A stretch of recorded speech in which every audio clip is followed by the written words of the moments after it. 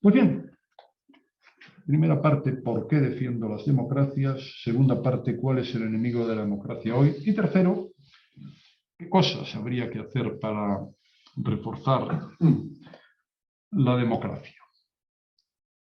Me refiero fundamentalmente a Europa, pero como dije al principio, esto vale para otras regiones del mundo. Yo creo que hay que hacer muchas cosas, pero he elegido 4. Primero, instituciones más fuertes y Estado de Derecho más sólido. Es muy importante. Instituciones fuertes y un Estado de Derecho, todos bajo el imperio de la ley. Porque eso, como dije antes, es la convivencia, es el orden, es la garantía de los derechos de las personas. En segundo lugar, me parece muy importante, algo relacionado con lo que acabo de señalar, mayores consensos políticos. Luego lo explicaré. En tercer lugar, creo que hay que asegurar el bienestar. Es lo que le importa a la gente, es su vida. Y en cuarto lugar, refiriéndome a Europa, Europa se tiene que hacer mayor. Estos son, en mi opinión, pues 4 objetivos que las democracias debieran perseguir para reforzarse y para tener más apoyos y para tener más autoridad frente a la amenaza populista que existe hoy en día en muchos lugares del mundo. Como ustedes comprenderán, cualquier comentario sobre esto o entrar en profundidad sobre estos asuntos podría tenernos aquí durante varias horas. Así que voy a limitarme a apuntar lo que a mí me parece más esencial. Primero, instituciones más fuertes y Estado de Derecho más sólido. Le dejo 3 ideas.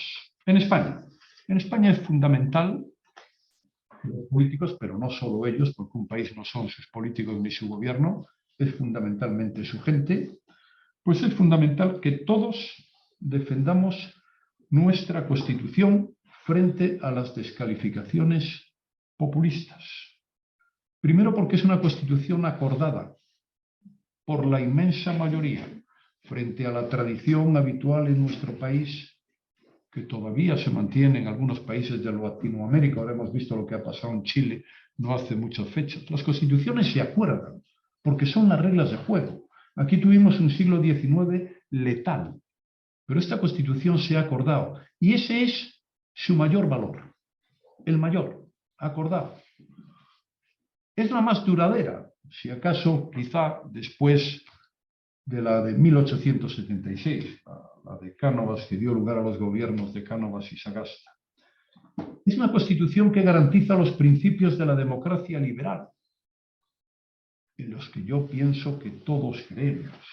Es una Constitución que le ha dado a España progreso económico y social. Hay que comparar lo que era España en el año 1978 con lo que es hoy. Solo hablo de términos de progreso, bienestar y temas económicos y sociales. Ya no entro en otras cosas. Y por último, es la Constitución con la que hemos vivido nuestros mejores 45 años en muchísimo tiempo. Por eso, instituciones más fuertes y Estado de Derecho más sólido. Primera obligación de cualquier ciudadano que se precie, defender la Constitución frente a las descalificaciones de algunos, que no son pocos. En segundo lugar, defender la forma de Estado, si creemos en ello. Defender la monarquía, apoyada por los españoles en 1978 con un voto muy mayoritario y hoy puesto en tela de juicio por muchos, con argumentos muy menores y que nada tiene que ver con la grandeza de las instituciones. Una monarquía desde la que se ha pilotado la más importante operación política que se hizo en España, la transición y luego la elaboración de la Constitución. Y no era fácil todo esto, no era fácil. Se pudo poner de acuerdo a todos, a gente que había formado parte del gobierno de Franco y a gente que venía del exilio. Una institución, la monarquía, neutral, por encima de las disputas partidarias, con gran respaldo entre españoles y con un balance infinitamente más positivo por algunos errores que se hayan podido acometer. infinitamente más positivo. Segunda recomendación, Constitución y monarquía. Tercero, la independencia de la justicia. Yo le voy a dar mi opinión sobre este polémico asunto, sobre el cual pues, se han vertido ríos de tinta. Se habla mucho de la politización de la justicia. Bueno, en mi opinión, la labor del juez, la propia del juez, es hacer justicia, dictar sentencias y autos y otras cosas. Pero la independencia se predica del hecho de hacer justicia, de dictar una sentencia conforme a derecho. Y se politiza la justicia en dos casos. Cuando al juez se le presiona para que dicte resoluciones en uno u otro sentido. Cuando se le presiona fundamentalmente por razones políticas.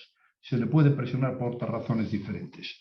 Francamente, yo no creo que haya muchos casos en los que se presione a un juez por razones políticas. Yo, desde luego, he estado muchos años en el gobierno, estuve como presidente, también como ministro. No podría darles a usted ni un solo caso de presión directa a un juez para que, por razones políticas, haga una cosa. Por lo menos nosotros jamás lo hicimos. Y hay otra forma de politizar la justicia. Esta ya la hace el juez. Cuando el juez, en su resolución, no atiende a razones jurídicas, sino que atiende a razones políticas. Pues bien, yo comprendo que esto es discutible. No me parece este el tema más importante de la justicia. Hay dos, sin embargo, que sí me parecen importantes. El primero son los retrasos. Justicia, ¿cómo era aquello? Demorada, justicia denegada. En política para adultos, para no hablar de España, cito una declaración del candidato, fue primer ministro francés y luego candidato a la presidencia de la República, Edouard Balladur. Se presenta a las elecciones a la República, pierde, yo creo que fue con Mitterrand, se le acusa de financiar su campaña ilegalmente y 25 años después, cuando acababa de cumplir 93, es absuelto. Entonces la prensa le dice, oiga, señor Balladur, ¿qué opina usted? Tengo que dar las gracias a los tribunales porque hayan hecho justicia. Después de algo más de un cuarto de siglo soportando injurias y calumnias. Esto es muy importante. O los juicios paralelos. ¿Sabe usted lo que son los juicios paralelos? Los que te hacen en la portada o en un telediario. También es muy importante. Y hay un segundo asunto que me gustaría citar aquí, que es el de las acusaciones populares. Además, esto se lo cito por experiencia. Cuando un partido político tiene un asunto en los tribunales, inmediatamente aparecen en defensa del interés general y como acusación popular los demás. Yo he sufrido unos cuantos de esos, ¿no? Estar de testigo en un juicio y allí de acusación el PSOE, Izquierda Unida, Podemos, un señor que se llama Boye, que ahora tiene un problema en los tribunales, en fin, por temas en los que no vamos a entrar. Manos limpias, Ausban, es decir, es gente que va allí o a hacer política, en el primer caso, o a forrarse en el segundo caso, porque acusación popular contra un banco, con el que luego habla y dice, hombre, yo puedo retirar la acusación y esto habrá algún procedimiento para arreglarlo. Yo no les contaré cuál es el procedimiento para arreglarlo porque nunca he arreglado un procedimiento, pero me parece que más o menos todos podemos saber cómo va. Bueno, esta de la acusación particular debería suprimirse. Esto no existe en Europa. Para algo está la Fiscalía o para algo está el ciudadano directamente perjudicado. Porque esto sí que politiza y mucho la justicia. Bueno, primero, les decía, reforma, instituciones más fuertes y Estado de Derecho más sólido. Segundo, consensos políticos. Esto está relacionado con lo que antes les decía. Bertrand Russell dice lo siguiente. Un verdadero liberal se distingue no tanto por lo que defiende, sino por el talante con el que lo defiende. La tolerancia antidogmática, la búsqueda del consenso y el diálogo como esencia democrática. Bueno, yo creo en esto. Y yo sé que hay mucha gente prohible o proclive al estacazo. Yo no creo en eso. Yo creo en lo que dice este hombre. Y como les decía antes, en los últimos 45 años, si no le fue mal a España, hubo grandes consensos en los temas que deben ser objeto de consenso. Naturalmente está bien que los partidos pues discutan si quieren más impuestos, menos impuestos, más IRPF, si se quieren gastar el dinero en hospitales, en carreteras o en trenes. Pero hombre, los grandes temas, porque eso es lo que da solidez a un Estado, se deben pactar. Y vuelvo a repetirles algunos de los grandes temas. Transición, constitución, ingreso a la Comunidad Europea, estatutos en el euro, en general la política exterior, ahora ya no, claro. La política de defensa, como les dije antes, hasta el 155, la renovación de las instituciones. Bueno, pues hoy eso se rompió. Y eso es muy negativo para un país. Y eso, los grandes consensos, refuerzan la democracia y la consolidan y la prestigian. ¿Cuál es, en mi opinión, con todos los respetos hacia los que no piensan como yo, que sin duda son muchos? La razón es la que les he dicho antes. El populismo divisorio. En España, el gobierno Frankenstein. El gobierno Frankenstein impide los grandes consensos. Y por eso llevamos varios años sin ningún consenso, porque es muy difícil llegar a un acuerdo con quien está acordando muchas cosas y es enemigo declarado de España. Es decir, va contra lo que es la parte sustancial de la Constitución española de nuestra existencia como país, o contra quienes han apoyado y siguen sin condenar a los terroristas de la organización terrorista ETA.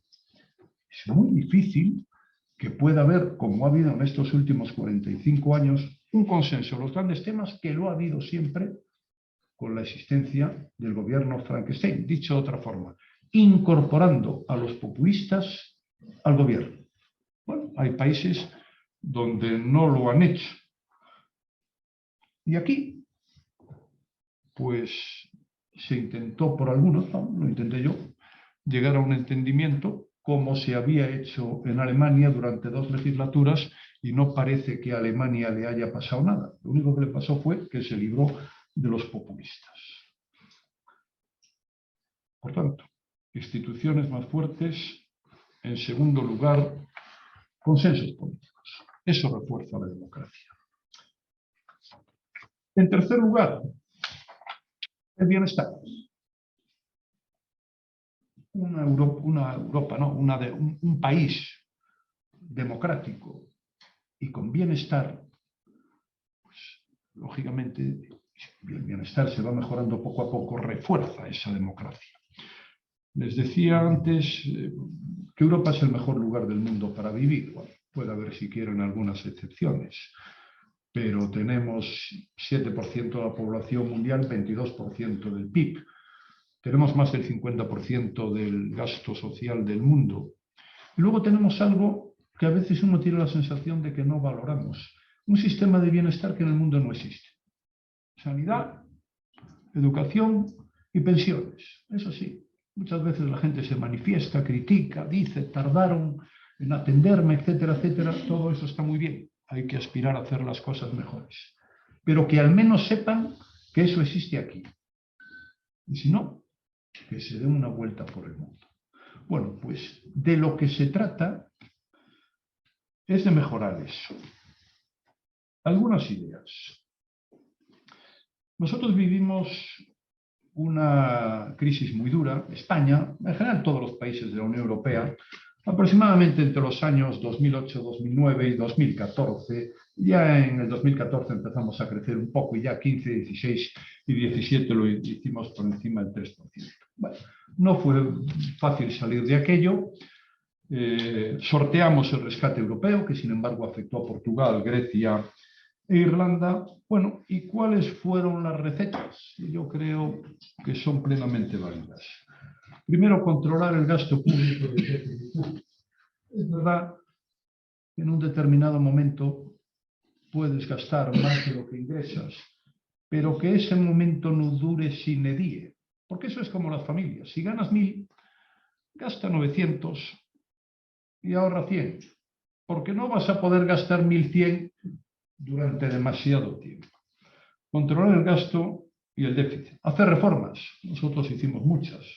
La energética, la de estabilidad presupuestaria, la laboral, la financiera, que fue gigantesca, la de las pensiones y más. Y luego, estabilidad jurídica, seguridad y generar confianza. Bueno, esas son las recetas que yo entiendo son las buenas para generar más bienestar, más riqueza y que la gente sea más feliz. Ahora hemos vivido otra crisis. En realidad se han juntado dos. La provocada por la pandemia y la que ha tenido lugar como consecuencia de la invasión de Ucrania por parte de Rusia. Europa aquí ha sido más flexible en la crisis anterior, porque no ha exigido a los países cumplir el pacto de estabilidad, es decir, les ha permitido tener más déficit y aumentar su deuda. Además, les ha dado 140.000 millones de euros en el caso de España. En la crisis anterior, la subvención fue de 0. Y el Banco Central Europeo ahora ha comprado deuda y bonos de los países y entonces, no, por eso teníamos una prima de riesgo en las alturas.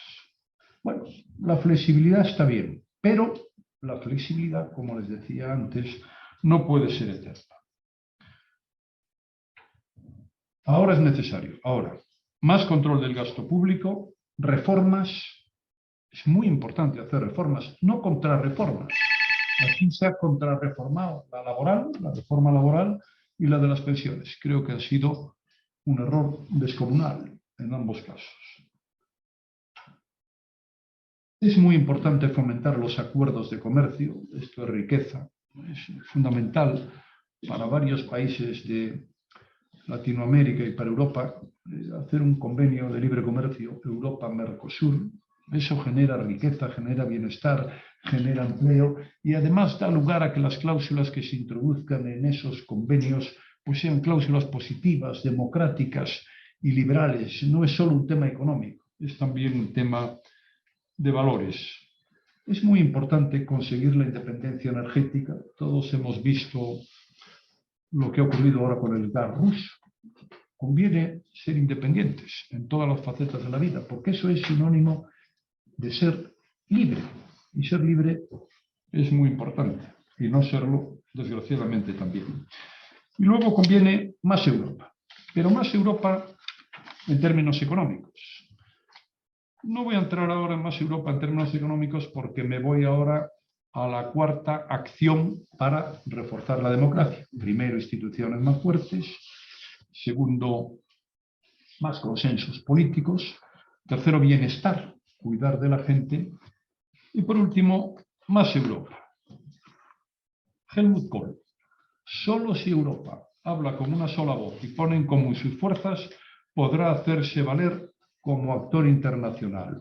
En el mundo en que vivimos, donde hay un país como China, 1.400 millones de habitantes, 350 en Estados Unidos, el primer PIB mundial, incluso Rusia, que son 100 y pico, bastante menos que Europa. Lo que tiene realmente Rusia es gas, petróleo y un ejército, poco viejo, pero tiene un ejército descomunal y mucho gasto en defensa. Pues bien, Europa hoy es, desde el Tratado de Roma se han hecho muchas cosas, pero quedan muchas por hacer. Es sobre todo una unión económica y monetaria y sus competencias son indiscutibles. Es decir, la libre circulación de personas, mercancías, capitales y servicios. Yo cuando era niño vivía en Galicia, de vez en cuando hacíamos una excursión a Portugal, 3 horas en la frontera. Hoy, como todo el mundo sabe, son 0 segundos en la frontera. Y cuando yo hablo de que yo estaba 3 horas en la frontera, pues alguien puede pensar que si vivía en la época de los Reyes Católicos. No, esto era poco antes de entrar en la Unión Europea.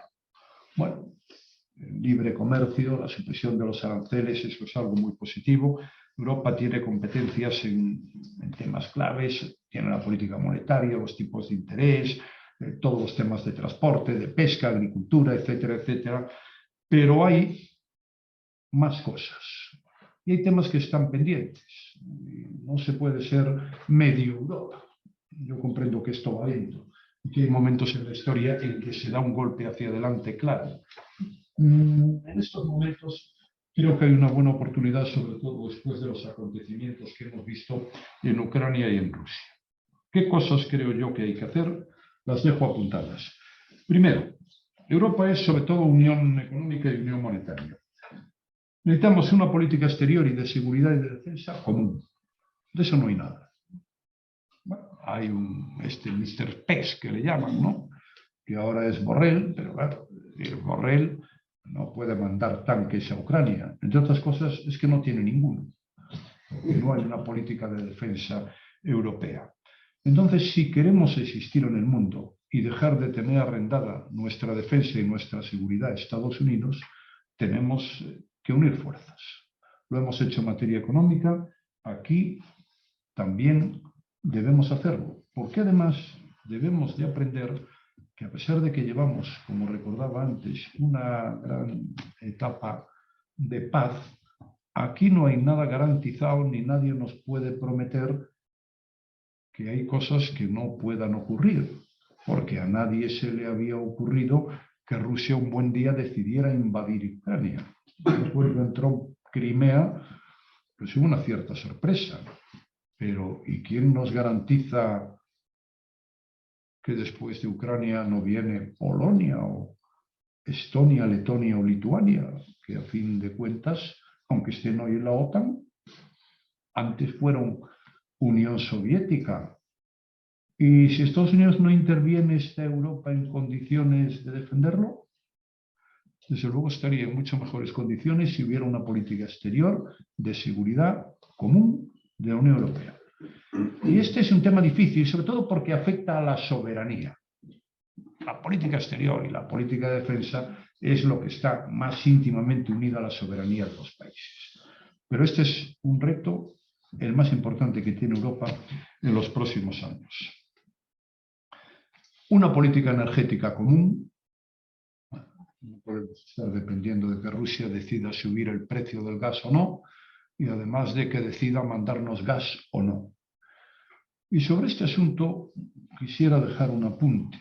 Yo estoy a favor, como todo el mundo, de las energías renovables. Pero, como todas las grandes reformas, conviene ir dando pasos en la buena dirección. No se puede liquidar de golpe ni el carbón, ni la nuclear, ni el gas. Y buena prueba de ello es que todavía hay países construyendo hoy centrales nucleares, como son Francia, el Reino Unido y Finlandia, y que en Alemania, pues ahora el 30% de la producción de energía viene del carbón. Por lo tanto, está muy bien ser verde y ecológico, todos lo somos, pero conviene tener cuidado y no hacer demagogia a costa de los ciudadanos. En cualquier caso, es muy importante una política energética de la Unión Europea que nos haga, insisto, libres. En materia económica también hay que seguir avanzando. Les dejo apuntar una cosa. La unión fiscal. Creo que Europa necesita un presupuesto, de verdad. Necesita una autoridad europea fiscal, ministro de Hacienda, o como se le quiera llamar, y necesita eurobonos. Necesita poder emitir bonos, igual que lo pueden emitir los estados, con la garantía europea. Lo dejo ahí, este es un tema muy complejo, muy técnico, muy difícil, pero es otro dato que quería apuntar como necesario para que haya más Europa. Y por último, también un apunte. Política europea de inmigración. No puede tener una política de inmigración España y otra Francia, simplemente porque una vez que estás en España puedes circular tranquilamente por la frontera y nadie te va a impedir que entres. Una política de inmigración, uno de cuyos pilares debe ser un apoyo sustancial para mejorar el nivel de vida de nuestros vecinos. En África debe haber 1.500, 1.600 millones de habitantes y no tardará mucho en que haya 2.000. El nivel de vida es el conocido por todos ustedes. Si alguien se cree que un chaval de 18 años que vive allí, ve lo que pasa en Europa, no va a intentar, aunque sea nada, venir a Europa, está muy equivocado. Y lo malo es que vienen los más jóvenes y se quedan allí los mayores, con lo cual la situación pues, se hace mucho más difícil. Por tanto, se necesita una política de migración común e inteligente y, por último, una defensa de los valores europeos. Tengo problemas en Hungría, problemas en Polonia. Bueno, aquí se está revisando en este momento si las modificaciones del Código Penal en materia de sedición y malversación de caudales públicos son muy acordes con los valores europeos o son lo que pensamos algunos. Bueno, defender los valores europeos, sin duda alguna, pues es algo muy importante y también refuerza las democracias. Resumo. A favor de la democracia. Punto 1. Punto 2. Su principal enemigo, los populismos. Punto 3. Hay que hacer unas cuantas cosas para reforzarlas que yo, modesta y atropelladamente, he intentado hacer aquí. Muchas gracias.